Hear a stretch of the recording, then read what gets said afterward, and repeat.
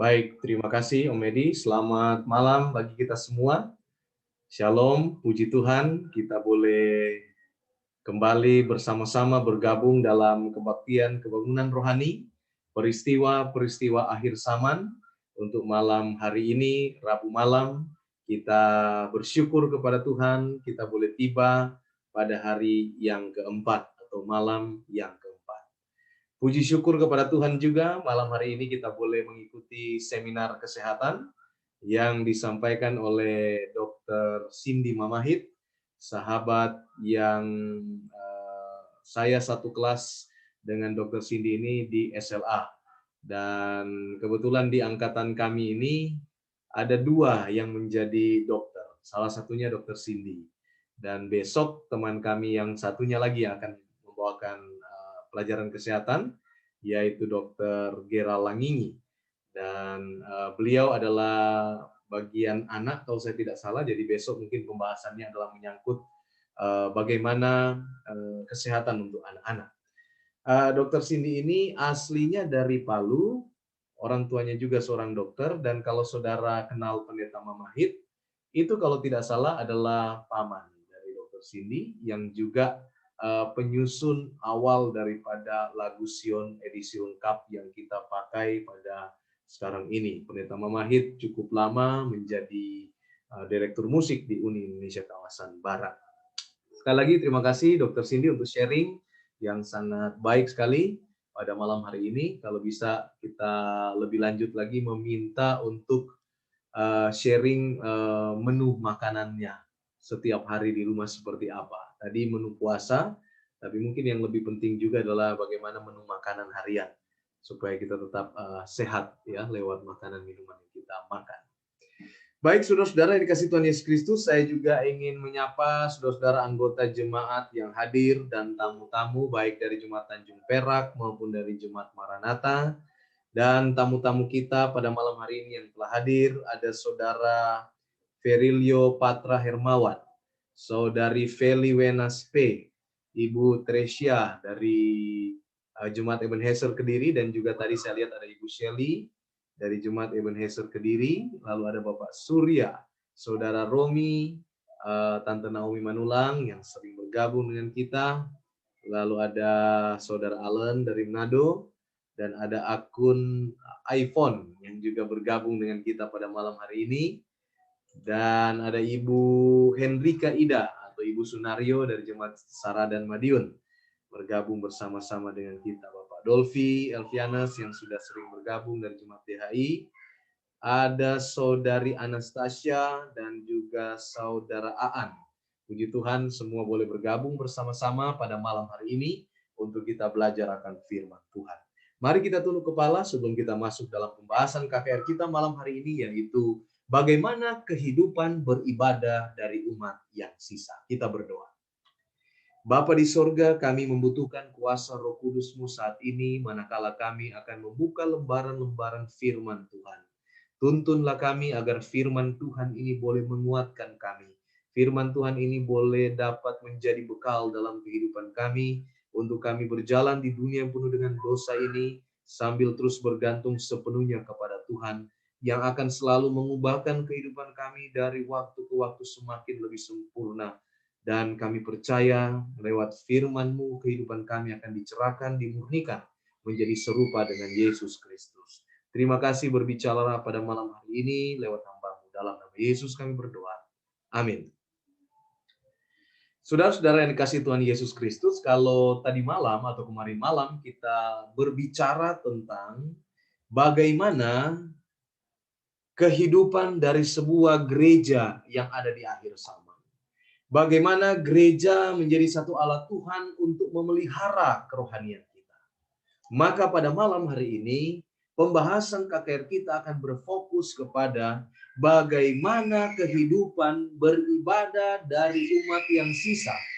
Akan berfokus kepada bagaimana pribadi kita, sekali lagi pribadi saudara dan saya, mempersiapkan diri sebagai umat Tuhan di akhir zaman ini menyambut kedatangan Tuhan yang kedua kali. Kita akan bicara lebih banyak Bagaimana yang harus kita lakukan secara pribadi untuk kita tetap memiliki komitmen yang kuat kepada Tuhan. Untuk memiliki sebuah akar yang kokoh dan dalam di dalam kebenaran ini. Bagaimana hal-hal itu secara pribadi, apa yang perlu kita lakukan, inilah akan kita bahas pada malam hari ini. Mari saudara kita buka Alkitab kita di dalam Wahyu pasalnya yang ke-14, ayatnya yang ke-12. Yang penting di sini ialah ketekunan orang-orang kudus yang menuruti perintah Allah dan iman kepada Yesus Kristus. Jelas ayat ini memberikan kepada kita gambaran bahwa yang penting di sini ialah ketekunan, garis bawahi, orang-orang kudus. Dia tidak menyebutkan ayat ini, yang penting di sini ketekunan gereja. Ini merupakan sebuah ayat yang mengindikasikan bagaimana peran daripada personal, pribadi lepas pribadi, di dalam menuruti perintah Allah dan di dalam memiliki iman kepada Yesus Kristus. Pada zaman ini, sebelum kedatangan Kristus yang kedua kali di awan-awan, pekerjaan yang dilakukan zaman dahulu oleh Yohanes Pembaptis harus kembali dilaksanakan. Allah memanggil orang-orang yang akan menyiapkan satu umat supaya tahan berdiri pada hari besar itu, agar kita sanggup juga menyampaikan sebuah pekabaran yang seperti telah dilakukan oleh Yohanes Pembaptis di zaman dahulu. Maka kita juga harus mempunyai pengalaman rohani yang sama seperti yang dialami oleh Yohanes Pembaptis. Pekerjaan yang sama harus dikerjakan dalam diri kita. Kita harus memandang kepada Allah, dan dalam memandang kepadanya, kita harus kehilangan pandangan akan diri kita sendiri. Apa yang dilakukan oleh Yohanes Pembaptis? Kita ingat peristiwa di dalam kitab Matius pasal-pasal yang pertama. Ketika Yesus meminta diri untuk dibaptis. Dengan penuh kerendahan hati, Yohanes Pembaptis berkata kepada Yesus bahwa dia tidak layak untuk dapat membaptiskan Yesus. Dia tidak layak untuk membaptiskan Yesus. Mari kita buka Alkitab kita di dalam Matius pasalnya yang ketiga, ayat 13 sampai 17. Maka datanglah Yesus dari Galilea ke Yordan kepada Yohanes untuk dibaptis olehnya. Tetapi Yohanes mencegah dia, katanya, "Akulah yang perlu dibaptis olehmu, dan engkau datang kepadaku." Inilah yang disebutkan bahwa sekarang kita harus meletakkan diri kita di bawah kaki salib Tuhan. Lalu Yesus menjawab kepadanya, "Biarkanlah itu semua terjadi, karena demikianlah sepatutnya kita menggenapi seluruh kehendak Allah." Dan Yohanes pun menurutinya. Perhatikan kata-kata ini, Yohanes menurutinya. Ini merupakan bagian daripada Yohanes yang memiliki pandangan sendiri bahwa dia tidak layak, tetapi ketika Tuhan menyampaikan bahwa ini harus terjadi supaya sesuai dengan kehendak Allah, Yohanes kemudian berujar, ia menuruti apa yang Yesus sampaikan. Kehidupan kita haruslah berlandaskan kepada Tuhan Yesus Kristus. Pandangan surga, bukan pandangan kita sendiri. Saudara yang dikasihi oleh Tuhan Yesus Kristus, persekutuan dengan Allah memuliakan tabiat dan kehidupan. Orang-orang akan mengenal kita sebagaimana murid-murid yang pertama apabila kita selalu memiliki pandangan dari sudut pandang Allah, bukan dari sudut pandang kita. Bahwa kita pernah bersama-sama dengan Yesus, disinilah kita mengalami satu pengalaman bahwa kita hidup, di dalam kita yang hidup adalah Yesus sendiri. Rasul Paulus berkata, bukan lagi aku yang hidup, tetapi Yesus yang hidup di dalam diriku. Hal ini akan memberikan satu kuasa kepada kita sebagai seorang pekerja Injil yang tidak dapat digantikan oleh kuasa yang lain. Coba kita bayangkan kalau Yesus yang hidup dalam kita, maka kita akan menjadi alat Tuhan yang sangat efektif di dalam setiap pelayanan pekerjaan Tuhan. Tidak boleh kita membiarkan diri kita ini di bawah pengendalian pandangan kita yang berdosa ini. Kita harus selalu memiliki kehidupan di bawah pengaruh daripada Yesus Kristus. Sehingga kehidupan kita akan menjadi kehidupan yang bijaksana, kehidupan yang giat dalam penginjilan, dan doa dalam hati, serta kerja yang tekun akan menjadi bagian kehidupan kita. Doa dan usaha, usaha dan doa akan menjadi urusan kehidupan kita. Kita harus berdoa seakan-akan kita mau supaya Allah menggenapi segala perbendaharaan surga itu di dalam kehidupan kita. Kita mau supaya di dalam kehidupan kita, kita dapat berakar kuat di dalam Kristus. Badai sering datang. Badai kehidupan, persoalan kehidupan, pergumulan, tantangan, itulah yang akan menguji kita apakah kita berakar di dalam Kristus atau tidak. Badai akan menguji jenis iman dari kita seperti apa. Orang-orang yang percaya harus berakar kuat di dalam Kristus. Kalau tidak, mereka akan disesatkan oleh pendapat-pendapat dan tindakan-tindakan berdosa yang mereka lakukan. Disebutkan sebuah anjuran yang baik kepada kita adalah baik bagi kita untuk menggunakan 1 jam sehari untuk merenungkan hidup Kristus. Kita harus melakukannya selangkah demi selangkah, dan biarlah ini memberikan sebuah gambaran kepada kita untuk supaya Yesus dapat hidup di dalam kehidupan kita. Satu-satunya pertahanan terhadap kejahatan yang merajalela di dunia ini adalah ketika Kristus datang hadir di dalam hati kita melalui iman dan kebenaran. Kecuali kita berhubungan erat dengan Kristus, maka kita tidak pernah dapat menahan pengaruh-pengaruh yang tidak terpuji dari kecintaan diri, pemanjaan diri, godaan dosa. Kita bisa saja meninggalkan kebiasaan-kebiasaan buruk pada waktu kita dapat melakukan dengan usaha yang maksimal. Tetapi pertanyaannya, seberapa maksimal usaha manusia yang berdosa ini untuk meninggalkan kebiasaan buruknya? Kecuali dia datang kepada Yesus Kristus dengan membina sebuah hubungan yang betul-betul akrab dengan Yesus lewat penyerahan diri yang sempurna hari demi hari, saat demi saat, detik demi detik. Dengan kita memiliki pergaulan yang terus-menerus dan akrab dengan Yesus, maka kekuatan musuh tidak dapat mengalahkan kita. Kristus dan penyalipannya haruslah kita renungkan setiap waktu di dalam kehidupan kita. Haruslah menjadi bahasa kalbu kita. Haruslah memiliki perasaan seperti itu. Bagaimana pengorbanan Yesus Kristus tetap harus hadir di dalam hati dan pikiran kita semua. Ini yang membuat kita dapat juga dibentuk oleh Roh Kudus.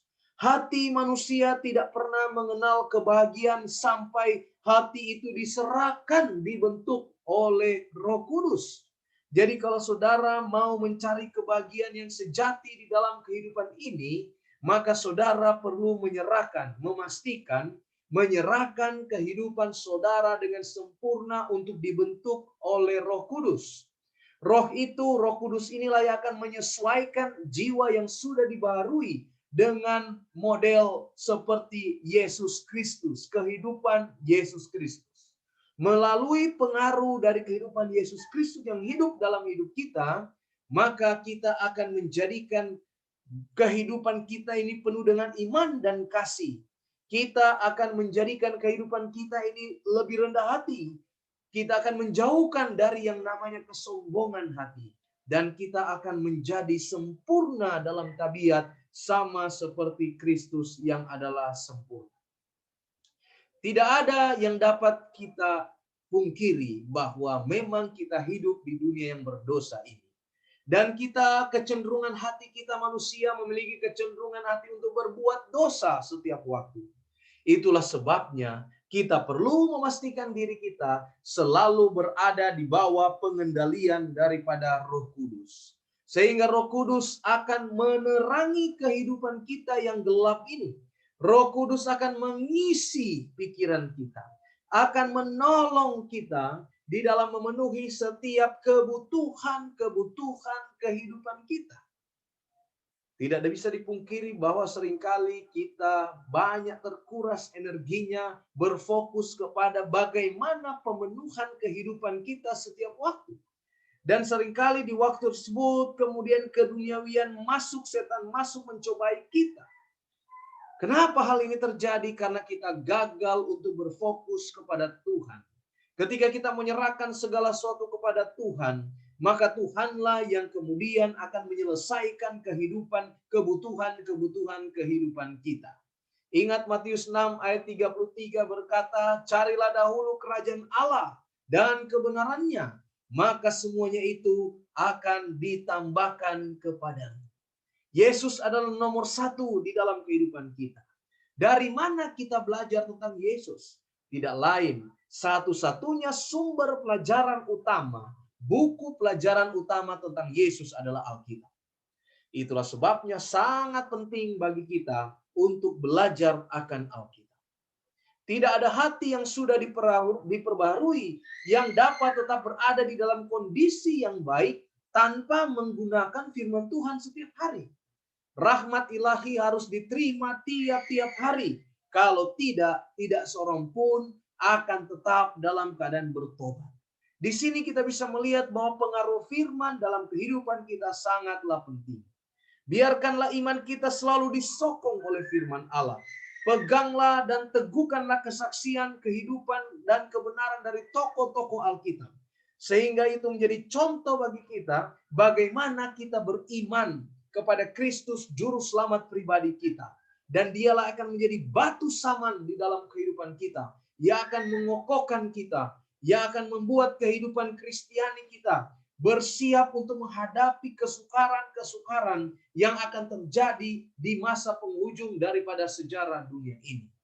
Tidak ada yang dapat bertahan dalam pertarungan sengit yang terakhir, kecuali mereka membentengi diri, pikiran mereka dengan kebenaran-kebenaran Alkitab. Hanya apabila kita mempelajari Alkitab dengan teratur, maka kita akan memiliki satu perasaan dilindungi oleh Tuhan. Memiliki satu perasaan bahwa kita memang ada di dunia, tapi Kristus juga bersama-sama dengan kita. Saudara-saudara yang dikasihi Tuhan Yesus Kristus, pentingnya kita belajar Alkitab, lalu kemudian membacanya, lalu kemudian firman ini masuk ke dalam ingatan kita. Itulah sebabnya sangat penting juga kita mengajarkan kepada anak-anak kita bagaimana menghafalkan akan ayat-ayat Alkitab tersebut. Beberapa kali setiap hari saat-saat keemasan yang berharga itu harus disisihkan untuk berdoa dan mempelajari akan kitab suci. Walaupun hanya sekadar menghafalkan satu ayat saja, agar kehidupan rohani yang terdapat di dalam jiwa kita yang dapat terus bertumbuh dan kokoh berakar kuat di dalam Yesus Kristus. Coba kita renungkan firman Allah yang indah ini dapat menjadi bekal bagi anak-anak muda untuk mereka berdiri teguh di dalam peperangan melawan keduniawian. Kita harus mempelajari Alkitab dan biarlah kita menghafalkan ayat demi ayat. Untuk kemudian setelah dihafalkan itu masuk ke dalam pemikiran kita, menambah pengetahuan kita tentang Tuhan. Dan kita dapat membangun sebuah tembok sekeliling kita dengan menggunakan ayat-ayat firman Tuhan ini. Maka kalau kita melakukan hal ini, maka kita akan melihat bahwa dunia kemudian berada di luar sana dan kita dipagari di tembok oleh firman Tuhan. Ketika ini menjadi bagian dalam kehidupan kita, maka kita akan menjadi sama seperti Yesus Kristus yang membentengi kehidupannya ketika dia dicobai pada waktu dia berada di padang gurun. Di dalam kisah Matius pasalnya yang keempat, ayat yang pertama sampai dengan 11. Pencobaan di padang gurun. Apa yang membentengi Yesus dari pencobaan ini dia tetap teguh? Tidak lain adalah dua kata, ada tertulis. Firman Tuhanlah yang membentengi kehidupan Yesus daripada godaan-godaan setan. Hal yang sama juga perlu kita lakukan saat ini. Agar kita terbentengi dari godaan-godaan setan, maka kita perlu untuk menjadikan firman Tuhan sebagai alat untuk melakukan hal tersebut. Firman Tuhan perlu untuk kita hafalkan, perlu untuk kita baca, kita renungkan, kita pelajari setiap saat, sehingga firman itu akan membentengi kehidupan kita. Saat ini saudara-saudara sudah memiliki yang namanya handphone. Di dalam handphone saya harus memastikan saudara, jangan hanya ada di sana aplikasi-aplikasi media sosial saja, tetapi download juga di sana aplikasi-aplikasi rohani. Aplikasi-aplikasi rohani seperti apa itu? Berbicara tentang gereja kita, gereja masih Advent hari yang ke-7, maka aplikasi seperti Alkitab.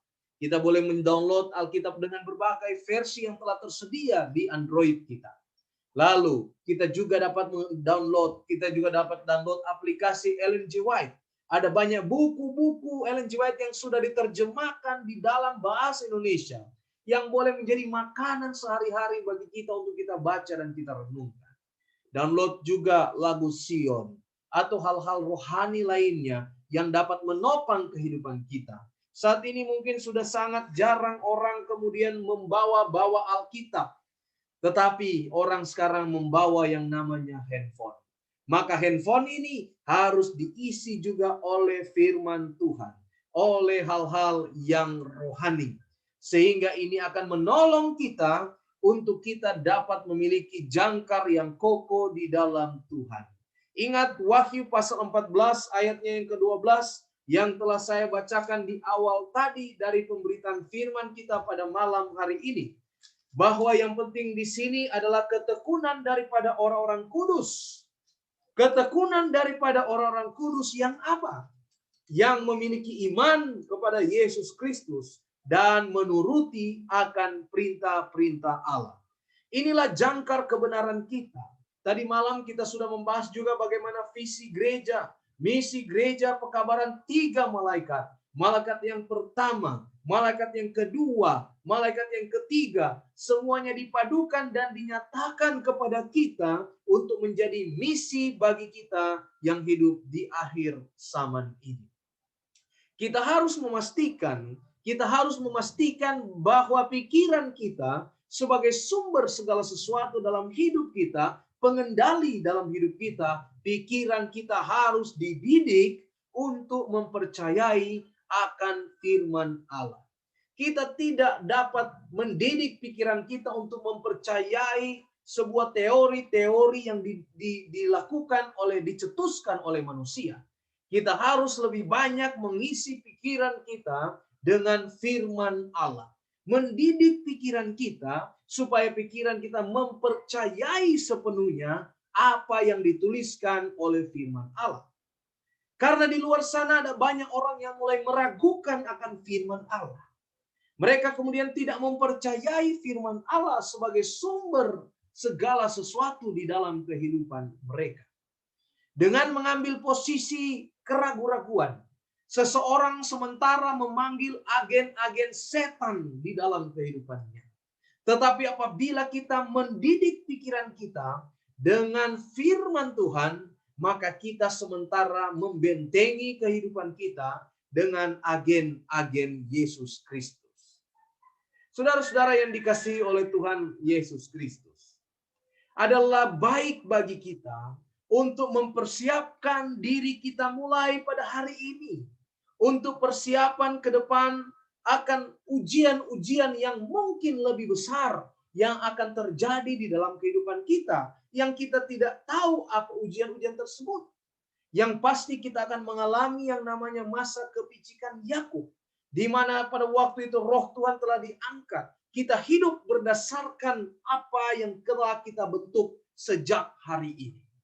Itulah sebabnya sangat penting kita memastikan diri kita hari ini setia kepada Tuhan. Apalah saya hari ini merupakan kesimpulan dari setiap keputusan-keputusan yang saya buat kemarin. Dan apa saya besok merupakan apa keputusan yang saya buat hari ini. Jangan pernah menyepelekan setiap hal-hal perkara-perkara kecil dalam kehidupan kita yang berkaitan dengan perkara-perkara rohani. berdoa makan, berdoa bangun pagi, berdoa ketika mau keluar, membaca 1-2 ayat setiap pagi, atau membaca 1 pasal pada waktu malam hari. Ini mungkin perkara-perkara yang sederhana dan kecil. Ini mungkin hanya mengambil waktu 5-10 menit di dalam kehidupan kita. Tapi jangan meremehkan hal-hal ini. Karena inilah yang akan membentengi kehidupan kita untuk mempersiapkan kita ketika kita masuk di dalam ujian-ujian yang ada di hadapan kita. Kita tidak perlu terlalu banyak menyampaikan firman. Yang penting yang perlu kita lakukan adalah memastikan diri kita ini memakan firman. Memiliki asupan gizi dari firman Tuhan. Mempersiapkan diri kita ini untuk kehidupan yang akan datang. Seperti yang sudah saya ulas pada waktu yang lalu. Bahwa pada waktu kemarin bahwa sangat penting kita untuk memikirkan bagaimana perkara-perkara surgawi. Jangan hanya kita memikirkan perkara-perkara duniawi. Persiapan kita harus lebih banyak untuk kehidupan yang abadi di kerajaan surga. Bila mana pencobaan itu datang, apabila kita sekarang ini telah memiliki akar iman yang kuat, dengan hal-hal yang telah saya terangkan dan sebutkan tadi, maka kita akan berdiri teguh di dalam kebenaran ini. Kita tidak pernah akan digoyahkan oleh berbagai hal di dalam hidup kita. Kita akan memiliki satu kendali moral yang kuat. Kemampuan untuk kita dapat berdiri di dalam kehidupan Yesus Kristus ketika pencobaan-pencobaan itu datang. Kita berdiri di pihak Yesus ketika ujian-ujian itu datang. Pengendalian diri kita akan menjadi semakin baik karena Yesus Kristus yang hadir di dalam kehidupan kita. Kita sangat perlu untuk mendorong dan menumbuhkan pemikiran-pemikiran yang murni dan suci. Dan menguatkan kemampuan-kemampuan moral kita ketimbang kemampuan-kemampuan jasmani kita yang rendah. Allah menolong kita untuk bangkit dari selera pemanjaan diri untuk kepada selera pendidikan yang terbaik yang sorga berikan kepada kita. Yaitu di mana kita memiliki iman yang teguh kepada Tuhan. Mari kita lihat tokoh di dalam Alkitab yang bernama Henokh. Henokh adalah seorang yang merupakan contoh kepada kita bagaimana kehidupannya di atas dunia ini. Kehidupan yang Henokh hidupkan di atas dunia ini merupakan sebuah kehidupan yang dapat memberikan kepada kita sebuah inspirasi bahwa benar ada orang yang dapat bergaul akrab dengan Tuhan. Mungkin ada yang berkata, bagaimana bisa manusia yang berdosa dapat bergaul akrab dengan Tuhan? Henokh adalah jawaban daripada hal ini. Henokh adalah contoh kepada saudara dan saya bagaimana Henokh dapat bergaul akrab dengan Tuhan. Henokh berjalan bersama-sama dengan Allah selama 300 tahun sebelum dia diangkat ke sorga, kata firman Tuhan. Kehidupan di dunia pada waktu itu tidak lebih menguntungkan baginya. Tabiat Kristen, tabiat Kristus sepertinya tidak ada di saat itu. Tetapi Henokh bisa berjalan dengan Allah. Bagaimana caranya Henokh bisa berjalan dengan Allah? Ini yang perlu kita ambil pelajaran bahwa ternyata Henokh mendidik pikiran dan hatinya agar selalu menyadari bahwa dia berada di bawah hadirat Allah. Dan bila dia di dalam kepelikan, dia selalu memanjatkan doa-doanya kepada Allah agar Allah memelihara kehidupannya. Henokh bukanlah pribadi yang hidup di satu wilayah atau satu pulau yang hanya dia sendiri, yang tidak ada godaan, tidak ada orang lain. Tapi dia hidup sama seperti kita. Ada godaan di sekelilingnya. Tetapi rupanya yang dia lakukan adalah dia mendidik pikirannya untuk selalu memiliki penyerahan yang sempurna kepada Allah. Dia menolak melakukan tindakan yang menyakiti hati Allah. Dia senantiasa menempatkan Tuhan di depannya. Dia berdoa, ajarkanlah jalanmu kepada hambamu, agar aku tidak bersalah. Apakah kesenangan hatimu mengenai aku? Apakah yang dapat kau lakukan untuk menghormati engkau, ya Allahku? Dengan demikian dia senantiasa memelihara jalan dan tindakannya sesuai dengan perintah-perintah Allah. Dan dia memiliki satu keyakinan serta kepercayaan yang sempurna kepada Bapa Semawinya. Sehingga dia hidup di dalam koridor, dinding daripada Yesus Kristus atau Tuhan. Dia hidup menjadi sahabat karib dengan Allah. Henok menghadapi penggodaan-penggodaan sama seperti kita. Henok sekarang mewakili mereka yang berada di atas dunia ini, di atas bumi ini, yang hidup menjelang kedatangan Yesus yang kedua kali, yang akan diangkat ke sorga tanpa melalui kematian. Henok dikelilingi oleh masyarakat yang tidak lebih bersahabat terhadap kebenaran dibandingkan dengan kita sekarang ini.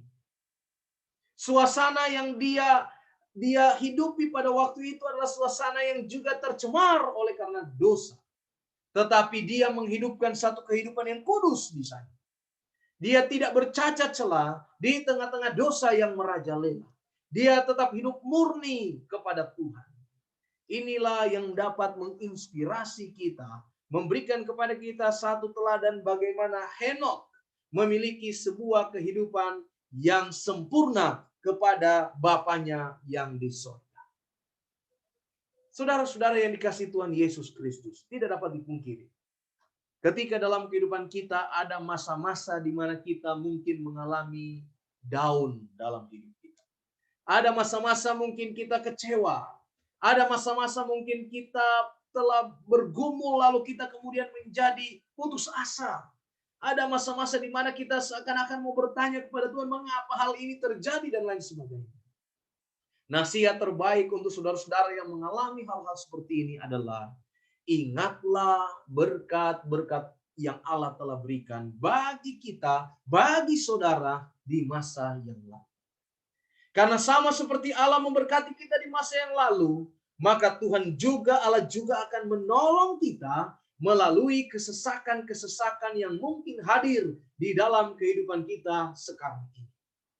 Dalam mengenang sejarah di masa yang lalu, setelah menjalani setiap langkah maju sampai pada keadaan kita sekarang ini, kita kemudian dapat berkata, puji Tuhan, puji Tuhan. Setelah kita melihat apa yang dilakukan Tuhan dalam kehidupan kita, kita dipenuhi dengan rasa heran dan dipenuhi dengan satu sukacita, keyakinan bahwa Tuhan tetap memimpin kehidupan kita. Tuhan tetap hadir di masa-masa yang baik dan masa-masa yang sukar di dalam kehidupan kita. Tuhan bukanlah kawan yang hanya ketika senang dia bersama-sama dengan kita, lalu ketika situasi berbalik menjadi susah lalu dia meninggalkan kita. Tuhan tidaklah Allah yang demikian. Dia adalah pribadi yang selalu bersama-sama dengan kita. Dalam keadaan senang, dalam keadaan susah. Terlebih di dalam keadaan susah, kita dianjurkan untuk mengingat kembali bagaimana kebaikan Tuhan bagi kita di masa-masa yang lalu. Dan untuk mengingat kebaikan Tuhan perlu waktu untuk merenung. Perlu waktu untuk memeditasikan. Kalau ada suatu waktu bila mana setiap orang yang takut akan Allah harus merenung dengan serius, maka sekaranglah waktunya. Ketika kesalehan pribadi menjadi hal yang penting, kita perlu merenungkan kebaikan Tuhan di dalam kehidupan kita, mengambil waktu untuk memeditasikan, memikirkan ulang bagaimana kebaikan Tuhan dalam kehidupan saudara dan saya. Ketika kita melakukan hal ini, maka kita akan diteguhkan ketika kita menghadapi masa-masa yang sulit di dalam kehidupan kita. Kita akan hidup dengan tenang. Kita akan hidup dengan keyakinan yang kokoh. Kita akan hidup berakar kepada Tuhan. Dan kita tidak mudah diombang-ambingkan lagi oleh berbagai situasi dan kondisi berdosa yang terjadi di dalam kehidupan kita. Karena kita mau bersedia pada kedatangan Yesus yang kedua kali. Kita akan berfokus ke sana. Kita akan bersedia untuk kedatangan Yesus yang kedua kali. Kalau sekarang kita tidak mendapatkan kesenangan di dalam merenungkan perkara-perkara semawi, Jika kita tidak menaruh minat untuk mencari pengetahuan akan Allah, tidak merasa senang memandang tabiat Kristus, kalau kekudusan tidak mempunyai penarikan bagi kita, maka kita merasa pasti bahwa pengharapan kita akan surga adalah sia-sia. Penyesuaian yang sempurna kepada kehendak Allah merupakan tujuan luhur yang tetap harus berada di hadapan orang Kristen, saudara dan saya. Orang Kristen yang sejati harus senang berbicara tentang Allah, mempercakapkan tentang Allah, tentang rumah kebahagiaan, tentang kemurnian di dalam Kristus yang telah disediakan bagi mereka yang mengasihi Dia. Merenungkan perkara-perkara rohani ini. Apabila kita merenungkan itu, maka jiwa kita akan bersukaria. Kita akan memiliki kebahagiaan dari Tuhan. Dan kita akan memiliki satu hal yang dilukiskan, bahwa kita menikmati kuasa, kita memiliki kuasa untuk menikmati kehidupan kita. Karena ada banyak orang yang tidak memiliki kuasa untuk menikmati kehidupan. Saudara-saudara yang dikasihi Tuhan Yesus Kristus, kita memiliki sebuah pengharapan. Apabila Yesus datang pada kala yang kedua, kita semua boleh diselamatkan untuk masuk ke dalam kerajaan surga. Itulah sebabnya persediaan harus dimulai dari sekarang ini. Saya berbicara pada bagian ini, pada bagian pelajaran malam ini, yaitu persiapan pribadi lepas pribadi kita. Persiapan diri kita, apakah kita sudah siap untuk menantikan, untuk menjemput, untuk tiba pada kedatangan Yesus yang kedua kali itu. Hal-hal yang telah kita bahas tadi dapat mempersiapkan diri kita masing-masing untuk bersedia pada kedatangan Kristus yang kedua kali. Ketika kita melakukan itu dengan sungguh-sungguh, merenungkan firman Tuhan siang dan malam, maka apa yang dituliskan di dalam Mazmur pasalnya yang pertama, ayat 1 sampai dengan ayat 6, akan menjadi bagian di dalam kehidupan kita. Berbahagialah orang yang tidak berjalan menurut nasihat orang fasik, yang tidak berdiri di jalan orang berdosa, yang tidak duduk dalam kumpulan pencemooh, tetapi yang kesukaannya ialah Taurat Tuhan, dan yang merenungkan Taurat itu siang dan malam. Renungkanlah firman Tuhan di dalam kehidupan saudara, sehingga itu akan membentengi kita di dalam kehidupan di dunia yang berdosa ini. Ia seperti pohon yang ditanam di tepi aliran air, yang menghasilkan buahnya pada musimnya, yang tidak layu daunnya, apa saja yang diperbuatnya berhasil. Bukan demikian orang fasik, mereka seperti sekam yang ditiupkan angin. Sebab itu orang fasik tidak akan tahan dalam penghakiman. Begitu juga orang berdosa dalam perkumpulan orang benar. Disinilah kualitas iman kita teruji. Apabila kita memiliki persiapan yang kokoh, baca firman, berdoa secara pribadi, menaruh iman pada Tuhan, maka kita tidak akan masuk ke dalam golongan orang fasik yang tidak tahan ketika datang ujian, yang dengan mudah mengambil posisi berpihak di pihak setan daripada di pihak Tuhan. Ayat yang terakhir, ayat 6, sebab Tuhan mengenal jalan orang fasik, jalan orang benar, tetapi jalan orang fasik menuju kebinasaan. Malam hari ini sebagai ajakan bagi kita semua, terutama bagi calon-calon baptisan yang akan dibaptiskan pada hari Sabat nanti. Mari kita menyerahkan kehidupan kita kepada Tuhan. Mari kita mempersiapkan diri kita untuk menantikan kedatangan Tuhan Yesus yang kedua kali. Mari kita mempersiapkan diri kita lewat merenungkan firman Tuhan, lewat membaca firman Tuhan, lewat berdoa. Hal-hal yang bersifat pribadi dalam kerohanian kita harus kita kokohkan, sehingga kita dapat dipersiapkan untuk menyambut kedatangan Tuhan yang kedua kali.